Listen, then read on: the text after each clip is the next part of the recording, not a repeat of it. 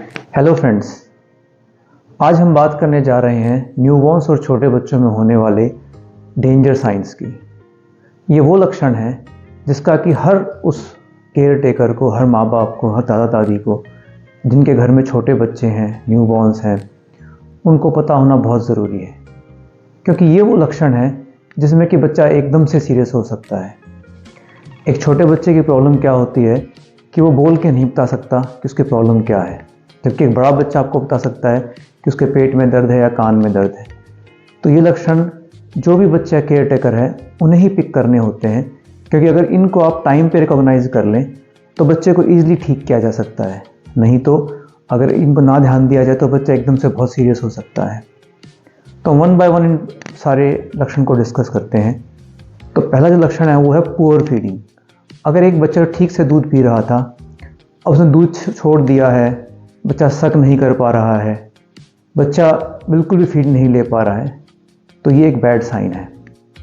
दूसरा, अगर बच्चा बहुत स्लीपी है या बहुत लेथार्जिक है, एक बच्चा जो बहुत एक्टिव है अब वो बच्चा उठ नहीं रहा, हाथ पैर नहीं हिला रहा, तो एक चिंता का विषय है। ऐसे ही अगर किसी बच्चे को कन्वल्जन्स आ रहे हैं या दौरा आ रहा है या बच्चे ने आंख ऊपर फेर ली है या बच्चे की बॉडी बहुत टाइट हो गई है, तो ये एक सीरियस साइन है। अगर बच्चे की सांस को देखें, सांस किसी बच्चे की बहुत तेज़ चल रही है या सांस में गड्ढे पड़ रहे हैं या बच्चे की नाक फूल रही है या बच्चा रुक रुक के सांस ले रहा है या सांस में से कोई आवाज़ आ रही है, तो ये भी एक चिंता का विषय है। अगर हम सर्कुलेशन की बात करें तो बच्चा बहुत नीला हो गया है, खासकर उसके होंठ और जीभ नीले हो गए हैं या बच्चे की हाथ पैर बहुत सफ़ेद पड़ गए हैं, तो ये शॉक का साइन हो सकता है। अगर बच्चे के तापमान की बात करें तो अगर बच्चे का तापमान 100 डिग्री फ़ारेनहाइट या 38 डिग्री सेंटीग्रेड से ऊपर है या 98 डिग्री फ़ारेनहाइट से कम है, यानी कि बच्चा अगर बहुत ठंडा है या बहुत गर्म है, तो ये भी एक रेड फ्लैग साइन है।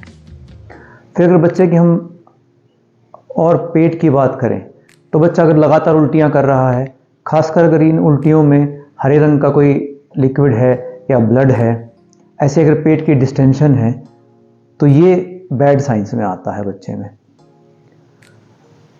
इसके अलावा अगर हम बच्चे के सर को देखें तो सर के हड्डियों के बीच में एक गैप होता है जिसको फॉन्टनेल कहते हैं या काक कहते हैं हिंदी में। अगर ये बहुत बल्ज कर रहा है तो इसका मतलब बच्चे के सर का प्रेशर बढ़ गया है, और अगर ये नीचे चला गया है तो इसका मतलब बच्चे में पानी की कमी या डिहाइड्रेशन या इन्फेक्शन हो सकता है। सिमिलरली अगर हम बच्चे के हाथ पर चमड़ी देखें और अगर वो बहुत पीला हो गया है, खासकर अगर उसकी हथेलियाँ और तलवे पीले पड़ गए हैं, तो ये बहुत हाई लेवल ऑफ जॉन्डिस या पीले के लक्षण हो सकते हैं। इसी तरह से अगर हम बच्चे की सूंड को देखें और उसमें से कोई बदबूदार डिस्चार्ज या फाउल स्मेलिंग डिस्चार्ज आ रहा है, तो अगेन ये एक सीरियस लक्षण है। तो ये जितने भी लक्षण मैंने आपको बताए, इनकी नॉलेज हर पेरेंट को होनी बहुत ज़रूरी है, क्योंकि 24 घंटे आप ही बच्चे के पेरेंट्स और दादा दादी या और जो केयर टेकर हैं वही बच्चे के साथ रहते हैं और वही लक्षण को पकड़ सकते हैं। और अगर इसको टाइम पे रिकॉग्नाइज किया जाए, टाइम पे इन्हें पकड़ लिया जाए, तो आप इस बच्चे को ईजिली ठीक कर सकते हैं। मेरी इसमें 2 सलाह हैं हर पेरेंट को।